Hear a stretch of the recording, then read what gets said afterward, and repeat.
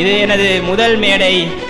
முதல் மேடையிலேயே தமிழ் தேசிய தந்தை பாவலரேறு பெருஞ்சித்திரனார் அவர்களை பற்றி பேசுவதில் பெருமை அடைகிறேன். ஈஸ்வரன் கிருபையில் சகலமும் சேமம் என்று அனைவரும் சமஸ்கிருதத்தில் பேசிக்கொண்டிருந்த பொழுது கடவுளின் அருளால் எல்லாம் நலம் என்ற ஒரு இன்று நாம் அப்படி மாற்றி பேசுவதுதான் தனித்தமிழ் இயக்கங்கள் கண்ட வெற்றி என்று நான் கருதுகிறேன். இன்று தமிழ்நாட்டில் நிலவி வரும் பிறமொழி கலப்பு, இந்தி திணிப்பு எதுவாக வேணாலும் இருக்கட்டும், இவை அனைத்தையும் எதிர்ப்பதற்கு எந்த ஆயுதமும் நமக்கு தேவையில்லை. ஐயாவின் எழுத்துக்களே போதும். எப்படியேனும் தமிழகத்தை முப்படி உயர்த்தல் வேண்டும். தமிழ் மொழியை எப்படி பார்த்துருக்கோம் அப்படின்னா ஒன்வேர்டு கொஸ்டினாகவும் மனப்பாட பாட்டாகவும் தான் பார்த்துருக்கோம். அப்படி தான் நம்ம ஐயாவையும் பார்த்துருக்கோம்.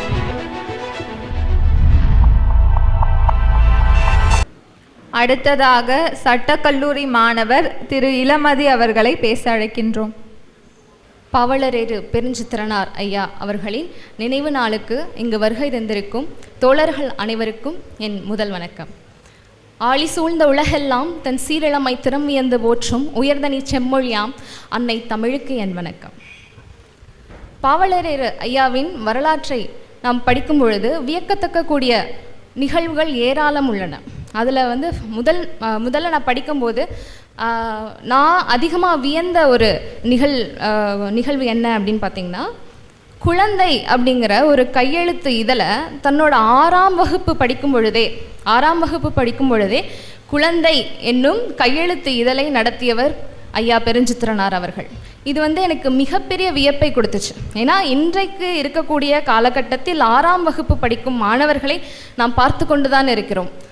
கையில் மொபைலோட அலைபேசியோட விளையாண்டுட்டு எந்த ஒரு சமுதாய சிந்தனையும் இல்லாமல் வளர்ந்து கொண்டு நம்மளோட குழந்தைகளை நம்ம இன்றைக்கி வளர்த்துட்ருக்கோம் அப்படிங்கிறத அந்த வித்தியாசம் பார்க்கும் பொழுது எனக்கு மிகப்பெரிய வியப்பாக இருந்தது.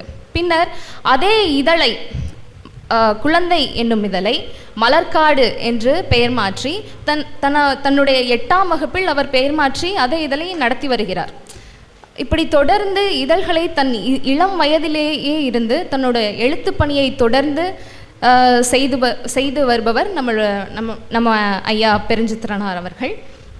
அது மட்டுமல்லாமல் 1ஆம் தேதி 8ஆம் மாதம் 1959ஆம் ஆண்டு மொழி ஞாயிறு என விளங்கப்படும் பாவாணர் அவர்களுடன் இணைந்து தென்மொழி எனும் இதழையும்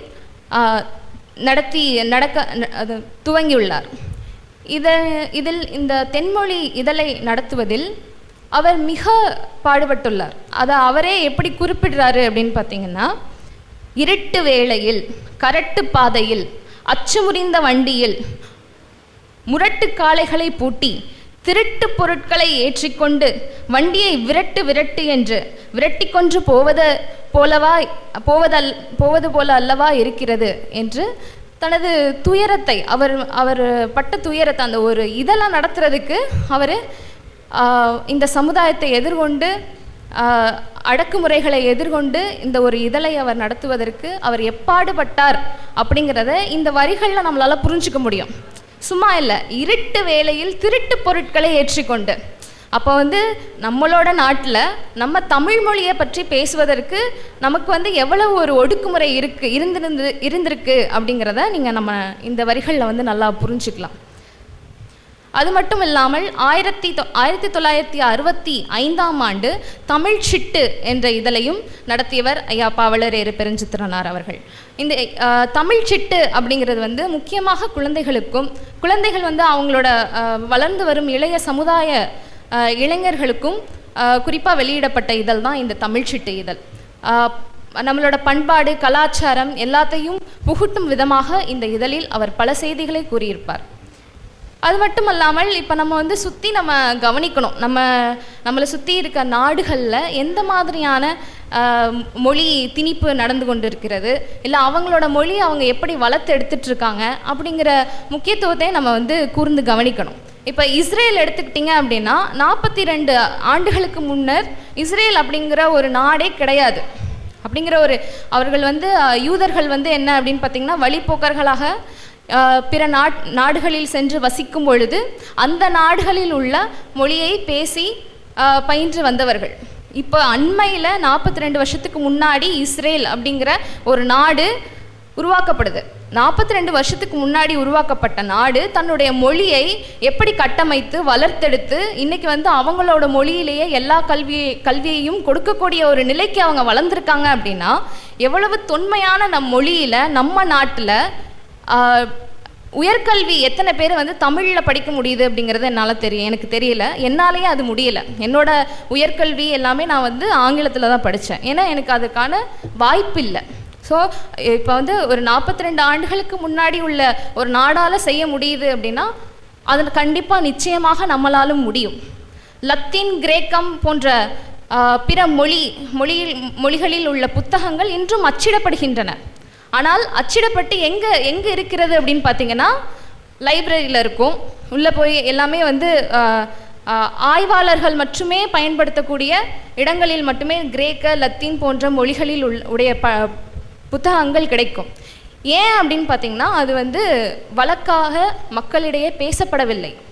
அது நூலகங்களில் மட்டுமே முடங்கிவிட்டது. இப்படி நம்மளோட மொழியும் முடங்கிவிடக்கூடாது என்பதனை கருத்தில் கொண்டு நம்மளோட குழந்தைகள் எல்லாரையுமே தமிழ் வழி கல்விக்கு கொண்டு போய் சேர்ப்பது தான் அதன் முதல் வழி என்று கூறுகிறேன். மொழிப்பற்று என்பது அறிவும் மானமும் அமைந்திருக்கின்ற எந்த ஒரு மாந்தருக்கும் இயல்பாக அமைந்திருக்கக்கூடிய பண்பாகும். அந்த பண்பை நம்ம இழந்துக்கிட்டே வரோம் அப்படிங்கிறத நம்ம கருத்தில் கொள்ளணும். 80% நம்ம பேசக்கூடிய வார்த்தைகளில் 80% பிறமொழி சொற்கள் கலப்பு இருக்குது. இன்றைக்கி ஒரு வரி நம்ம சொல்கிறோம் அப்படின்னு பார்த்திங்கன்னா இந்த வருஷம் அதிக லீவ் அப்படிங்கிறத நம்ம சொல்கிறோம் அப்படின்னா இதில் இந்த அப்படிங்கிறது மட்டும்தான் தமிழ். இந்த வருஷம் அப்படிங்கிறது சமஸ்கிருதம். அதிகம் அப்படிங்கிறது உருது, ஜாஸ்தி அப்படிங்கிறது உருது சொல். அப்புறம் லீவ் அப்படிங்கிறது ஆங்கில சொல். அப்போ ஒரே ஒரு வரியை கூட நம்மளால் தனித்தமிழில் முழுமையான தமிழில் பேச முடியாத நிலையில் தான் நம்ம இருக்கிறோம் அப்படிங்கிறத நம்ம எல்லாருமே நம்மளை சுற்றி என்ன நடந்துட்டுருக்கு அப்படிங்கிற ஒரு புரிதல் நமக்கு எல்லாருக்கும் வரணும் அப்படிங்கிறதையும் நான் இந்த மேடையில் கேட்டுக்கொள்கிறேன். இது மட்டும் இல்லாமல் ஏறத்தாழ 25 மொழிகளை போட்டு பிணைந்து நம்மளோட தமிழுடன் போட்டு பிணைந்து பேசிக்கொண்டிருக்கிறோம். அந்த பிறமொழி கலப்பை தவிர்த்து அனைவரும் தமிழில், தனித்தமிழில், தூய்மையான தமிழில் உரையாடலை நடத்த வேண்டும் என்பது என்னுடைய கோரிக்கையாக நான் இங்கு வைத்துக்கொள்கிறேன். இந்த நிலையை போக்குவதற்கு ஐயா பாவலரேறு அவர்கள் தன் இதழ்களின் மூலம் பாடுபடுகிறார், இனிமேலும் பாடுபடுவார் என்பதை அவருடைய இதழ் இன்னைக்கும் எடுத்துக்காட்டாக இருக்கிறது. அவர் இன்னும் பாடுபட்டு கொண்டிருக்கிறார் என்பதற்கு அவருடைய இதழ் இன்னும் எடுத்துக்காட்டாக இருக்கின்றது. ஈஸ்வரன் கிருபையில் சகலமும் சேமம் என்று அனைவரும் சமஸ்கிருதத்தில் பேசிக்கொண்டிருந்த பொழுது கடவுளின் அருளால் எல்லாம் நலம் என்ற இன்று நாம் அப்படி மாற்றி பேசுவதுதான் தனித்தமிழ் இயக்கங்கள் கண்ட வெற்றி என்று நான் கருதுகிறேன். அன்று வெள்ளையனே வெளியேறு என்று முழங்கினோம். அவர்களை வெளியேற்றுவதற்காக எப்பாடுபட்டோம் என்று அனைவருக்கும் தெரியும். ஆனால் இன்று அவர்கள் விட்டு சென்ற 200 ஆண்டுகளுக்கு முன்னால் அவர்கள் விட்டு சென்ற மொழியை பிடித்து தொங்கிக் கொண்டிருக்கிறோம். குரங்குகளைப் போல அதை கையில் வைத்துக்கொண்டு என்ன செய்வதென்று தெரியாமல் அதனை படிப்பதுதான் ஒரே வழி என்ற நிலைக்கு நம்மளோட குழந்தைகளை நம்ம தள்ளி இருக்கிறோம். அதை நம்ம புரிந்து கொள்ள வேண்டும். இன்று நம்மளோட தமிழ் பிள்ளைகளின் மூளையை வெள்ளையாக்குவதன் முயற்சி தமிழகம் எங்கும் நடந்து கொண்டு தான் இருக்குது அப்படிங்கிறத நம்ம கருத்தில் கொள்ளணும். எத்தனை பேர் தன்னுடைய குழந்தைகளை தமிழ் வழி கல்வியில் படிக்க வைக்கிறீங்க அப்படிங்கிறத நான் இங்கே நீங்கள் சொல்ல வேணாம். ஆனால் நீங்கள் அதை கருத்தில் கொண்டு இனிவரும் காலத்தில் தமிழை வளர்த்தெடுக்க நீங்கள் செய்யக்கூடிய ஒரே வழி என்ன அப்படின்னு பார்த்தீங்கன்னா தன்னோட குழந்தைகளை தமிழ் மொழி கல்வியில் சேர்ப்பது தான். தன்னோட குழந்தைகளை தமிழ் வழி கல்வியில் சேருங்கள் என்று ஒரு கோரிக்கையும் வைத்துக்கொள்கிறேன். இறுதியாக ஐயாவின் மிக சிறந்த பாடல் அவரோட தென்மொழி நூலில் வந்து முகப்பு உரையிலேயே வந்து இந்த பாடலோட தான் அவர் வந்து அந்த தன்னோட பாடலையே துவங்குவார். அந்த பாடலை இறுதியாக சொல்லிவிட்டு விடை பெற்றுக்கொள்கிறேன். எஞ்சுவதில்லை பிறர்பால் அவர் செய் கேட்டினுக்கும் அஞ்சுவதில்லை, மொழியையும் நாட்டையும் ஆளாமல் துஞ்சுவதில்லை, எனவே தமிழர் தோளெழுந்தால் எஞ்சுவதில்லை உலகில் எவரும் எதிர் நின்றே. வணக்கம். சிறு சிற்றரசன் அவர்களை பேச அழைக்கின்றோம். தமிழே உயிரே வணக்கம். தாய்ப்பிள்ளை உறவம்மா உனக்கும் எனக்கும், அமிழ்தே நீ இல்லை என்றால் அத்தனையும் வாழ்வில் கசக்கும் புளிக்கும். அன்னை தமிழுக்கு முதல் வணக்கம். பெருஞ்சித்திரனார் ஐயா அவர்களின் நினைவேந்தல் நிகழ்வுக்கு வருகை தந்திருக்கும் அனைத்து தமிழ் சான்றோர்களுக்கும் என் அன்பான வணக்கத்தை தெரிவித்துக் கொள்கிறேன். ஐயா பெருஞ்சித்திரன் ஐயா அவர்களின் செய்த தமிழுக்காக ஆற்றிய தொண்டுகள், தனித்தமிழ்நாடுக்காக அவர் செய்த தொண்டுகள் என எழுத்துக்கள் என அனைத்தும் என் மனதில் பெரும் வியப்பை ஏற்படுத்தியுள்ளது. நான் ஐயாவை அறிந்து கொண்டது எப்போனா வந்து பள்ளி படிக்கும் பொழுது பாடப்புத்தகத்தில் தான் தெரிஞ்சுக்கிட்டேன். எப்போனா நான் பள்ளி படிக்கும்போது ஒரு பாடல் இருக்கும், கனிச்சாறு என்ற தொகுப்பில் உள்ள ஐயாவின் ஒரு பாடல். அன்னை மொழியே அழகார்ந்த செந்தமிழே, முன்னைக்கு முன்னை முகிழ்ந்த நறுங்கனியே, கண்டி குமரி கடல் கொண்ட நாட்டிடையில் மன்னி அரசிருந்த மண்ணுலக பேரரசே என்ற பாடல். இதில் ஐயா அவர்கள் தமிழின் மீது உள்ள புகழையும் பெருமையும் அவ்வளோ அழகாக சொல்லியிருப்பார். தாய்மொழியின் மீது உள்ள பற்றை அவ்வளோ அழகாக சொல்லியிருப்பார். இந்த பாடலில்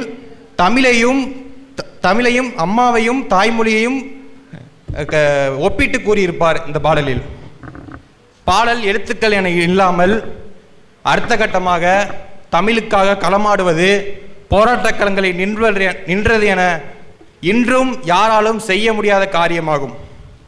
பிறமொழி கலப்பு எதிர்ப்பு போராட்டங்கள், இந்தி திணிப்பு எதிர்ப்பு போராட்டங்கள் போன்ற போராட்டங்களை ஐயா அவர்கள் ஏற்கொண்டார். அந்த போராட்டங்களுக்காக அவர் அரசால் ஏற்பட்ட இன்னல்கள் எண்ணில் அடங்காதது. பல வருடங்கள் சிறையில் இருந்தவர். இன்னும் இருந்தும் அவர் தொடர்ந்து தூய தமிழுக்காகவும் தொடர்ந்து போராடி கொண்டிருந்தார். எப்படி ஈழத்தில் புலிகளின் தாகம் தமிழீழ தாயகமோ அதே போல தமிழர்களின் விடுதலை தனித்தமிழ்நாடுதான் என போராடியவர் பெருஞ்சித்திரனார் அவர்கள். இங்கு யார் நாமை ஆட்சி செய்தாலும் தமிழர்களுக்கு விடுதலை கிடையாது.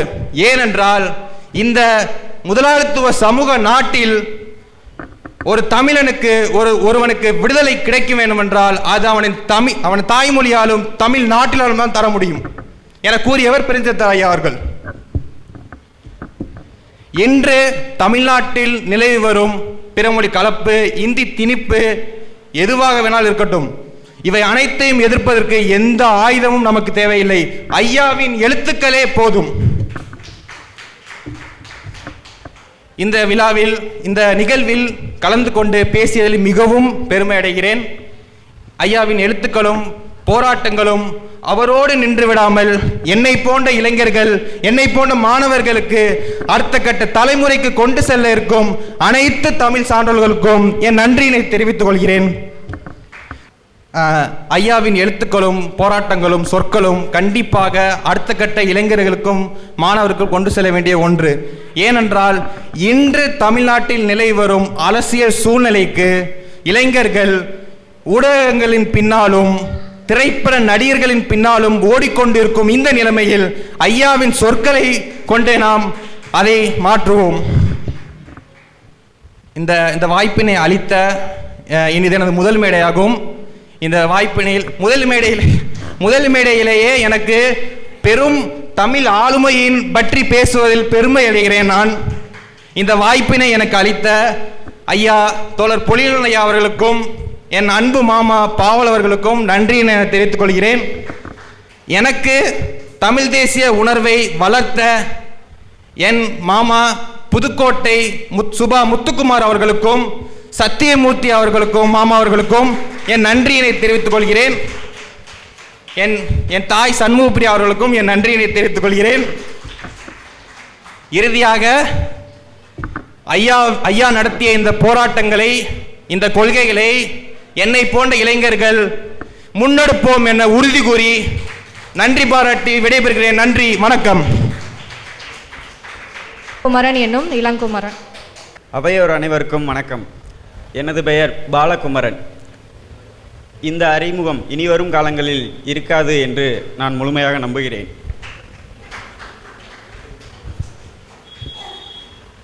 இப்போ நம்ம ஐயா பெருஞ்சித்திரனார் பற்றி நம்ம இன்றைய கால இளைஞருடைய பார்வை என்ன அப்படின்னு பார்க்குறோம். நம்ம இன்றைய கால இளைஞர்கள் பெருசாக என்ன பார்த்துருக்கோம் அப்படின்னா, போதையின் பிடியில் சிலரும், சினிமா கவர்ச்சியில் சிலரும், போட்டித் தேர்வுகளுக்கு போட்டி போட்டுக்கொண்டு ஓடிக்கொண்டிருக்கும் பலரும், தமிழ் மொழியை எப்படி பார்த்துருக்கோம் அப்படின்னா ஒன் வேர்ட் கொஸ்டினாகவும் மனப்பாட பாட்டாகவும் தான் பார்த்துருக்கோம். அப்படி தான் நம்ம ஐயாவையும் பார்த்துருக்கோம். ஐயாவை பற்றி நம்ம படிச்சிருக்கிறது என்ன படிச்சிருப்போம்? தென்மொழியின் ஆசிரியர் யார், சமுத்திரத்தில் பிறந்த துரைமாணிக்கம், இந்த மாதிரி ஒன் வேர்ட் கொஸ்டினில் மட்டும்தான் படிச்சிருப்போம்.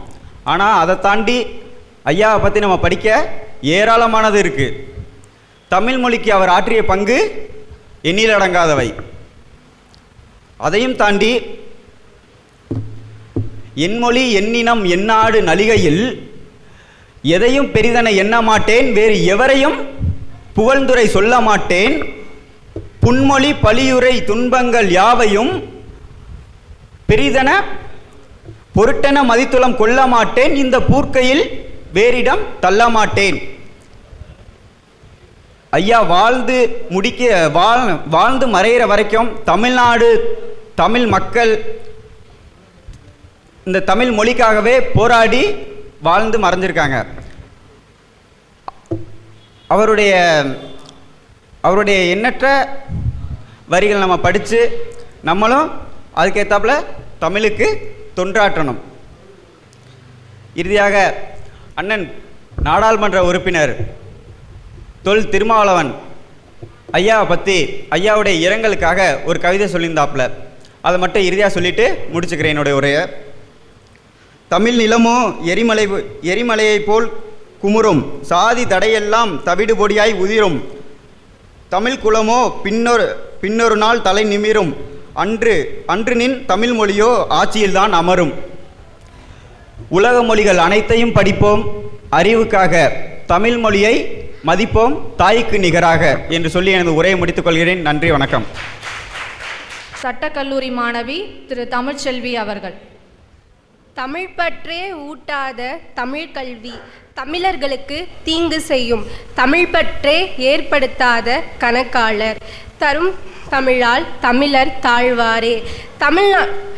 தமிழ் பற்றே வளர்க்காத மாணவர்களால் தமிழ் பற்று கேடு சூழும், தமிழ் பற்றே கொள்ளாத தலைவரெல்லாம் தமிழ்நாட்டை பகைவராகும் என்ற பெருஞ்சித்தனார் வரிகளுடன் அனைவருக்கும் என் வணக்கம்.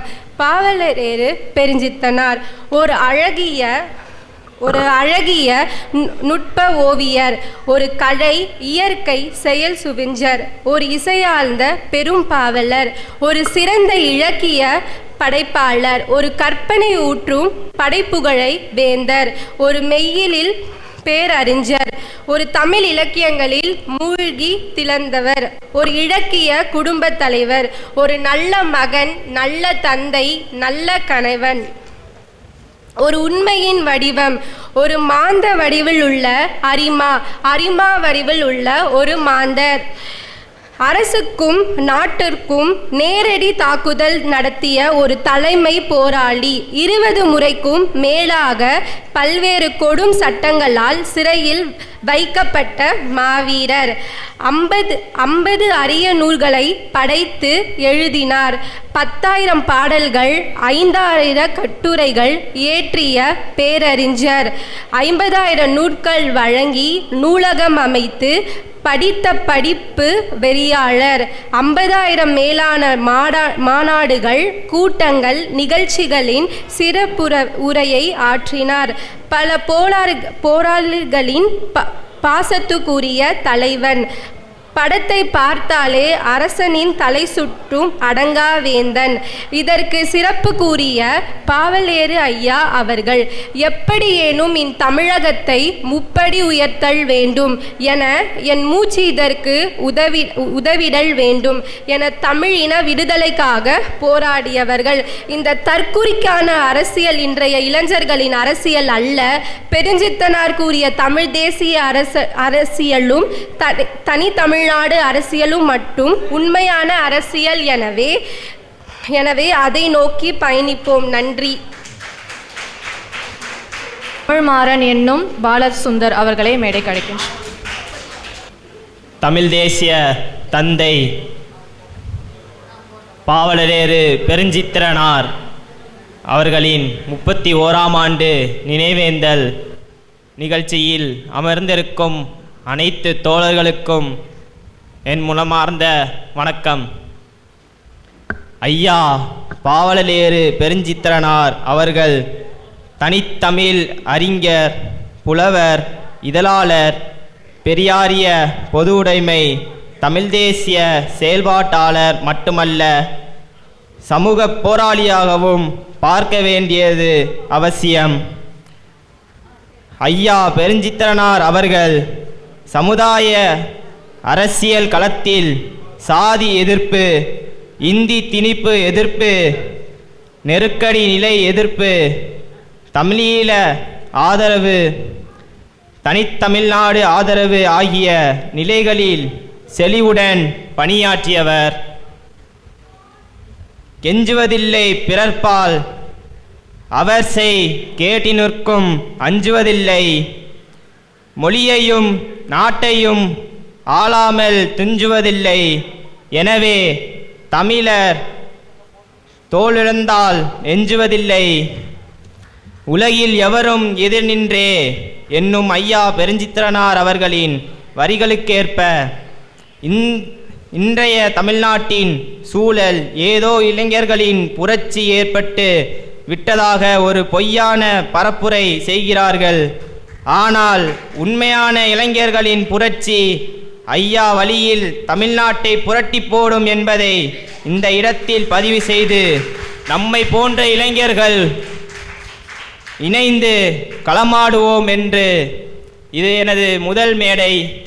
முதல் மேடையிலேயே தமிழ் தேசிய தந்தை பாவலரேறு பெருஞ்சித்திரனார் அவர்களை பற்றி பேசுவதில் பெருமை அடைகிறேன்.